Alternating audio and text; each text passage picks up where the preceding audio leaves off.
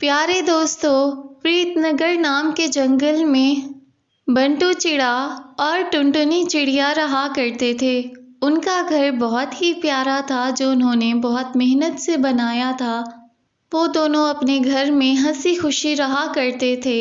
एक दिन वो दोनों अपने घर में पार्टी कर रहे होते हैं कि उनका दरवाज़ा बजने लगता है। ठक ठक ठक, ठक ठक ठक। अरे, रात के इस वक्त हमारे घर में कौन आ गया? बंटू जी, आप जाकर देखिए। हाँ हाँ, मैं देखता हूँ टुनटुनी, न जाने इस समय कौन आ गया। बंटू चिड़ा जो ही दरवाज़ा खोलता है तो देखता है बाहर कोई भी नहीं। अरे, बाहर तो कोई भी नहीं है, फिर ये दरवाज़ा किसने बजाया?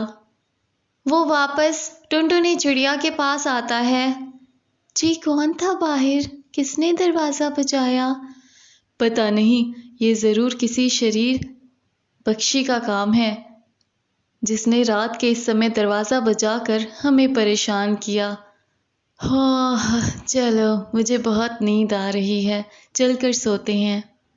उसके बाद टुनटुनी चिड़िया और बंटू चिड़ा खाना खाकर अपने बिस्तर पर सोने चले जाते हैं। जो ही उन दोनों को नींद आती है तो एक भयानक चुड़ैल आत्मा की शक्ल में उनके बिस्तर पर आती है और टुनटुनी चिड़िया के साथ सो जाती है। बंटू चिड़े का हाथ जो ही टुनटुनी चिड़िया को लगता है वो उससे कहता है, अरे टुनटुनी, तुम्हारा शरीर इतना सख्त और मोटा क्यों हो गया है? तुम बहुत भारी मोटी हो गई हो, तुम अपना ज़रा भी ध्यान नहीं रखती। लेकिन जो ही बंटी चिड़े की आंख खुलती है तो वो देखता है कि उसके सामने एक भयानक चुड़ैल है। वो फौरन खड़ा हो जाता है। अरे अरे, कौन हो तुम और यहाँ मेरी पत्नी के पास क्या कर रही हो? बंटू चिड़े की ये बात सुनकर टुनटुनी उठने लगती है। तभी अचानक वो भूतिया चुड़ैल वहां से गायब हो जाती है। अरे, क्या है? आप क्यों उठ गए? आपको क्या हुआ? अरे टुनटुनी, यहाँ भी एक भूतिया चुड़ैल थी, मैंने अपनी आंखों से देखा। अरे, आप कैसी बातें कर रही हैं? इस घर में हमारे अलावा कोई नहीं रहता। यहाँ कोई भूत नहीं है। पता नहीं आपको क्या हो गया। चले सो जाएं। अरे टुनटुनी, मेरी बात का यकीन करो, मैं सच बोल रहा हूँ। यहाँ वाकई एक भूतिया चुड़ैल थी, तुम्हारे साथ ही सोई हुई थी। जी, बस कर दें, सो जाएं। मुझे लगता है आपको नींद आई है। टुनटुनी चिड़िया सो जाती है और बंटू चिड़ा डरते डरते सारी रात गुजार देता है। अगली रात बंटू चिड़े को नींद नहीं आ रही होती। भूतिया चुड़ैल ये देखकर सोचती है, अरे, ये सो क्यों नहीं रहा? लगता है आज ये सारी रात जाग कर रखवाली करेगा अपनी पत्नी की। मैं भी देखती हूँ कब तक बचाता है इसे।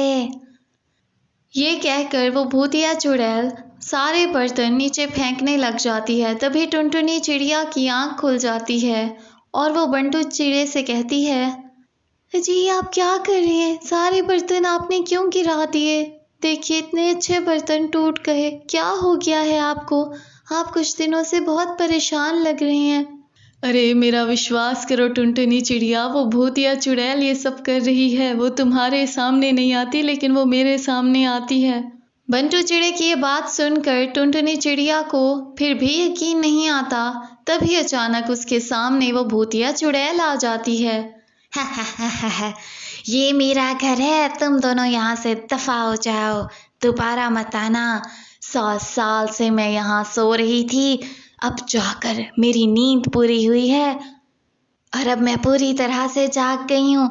अगर तुम दोनों अपनी जान की सलामती चाहते हो तो फौरन अपना बोरिया बिस्तरा बांधो और यहाँ से निकल जाओ, वरना मैं तुम दोनों को मार डालूंगी। हा हा हा हा हा, ये मेरा घर है। अरे, ये तुम्हारा घर नहीं है, ये घर तो हमने बहुत मेहनत से बनाया था। हमें ये घर बहुत प्यारा है, हम ये घर छोड़कर कहाँ जाएंगे? भूतिया चुड़ैल उन दोनों बेचारों को बाहर निकाल देती है और उनका सारा सामान भी बाहर फेंक देती है। दोनों अपने घर के सामने बैठे रो रहे होते हैं कि उनके सारे हमसाए रोने की आवाज़ सुनकर उनके पास आ जाते हैं।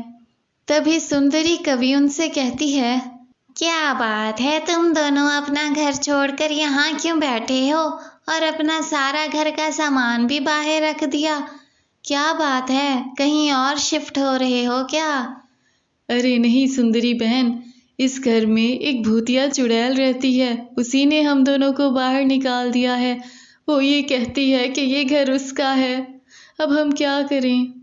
तभी उन सारे पक्षियों के दिमाग में एक आइडिया आता है। वो फौरन आग जलाते हैं और उस पूरे पेड़ को आग लगा देते हैं, जिससे वो भूतिया चुड़ैल भी वहीं जलकर राख हो जाती है। और इस तरह जंगल के सभी पक्षी उस भूतिया चुड़ैल से हमेशा हमेशा के लिए महफूज हो जाते हैं।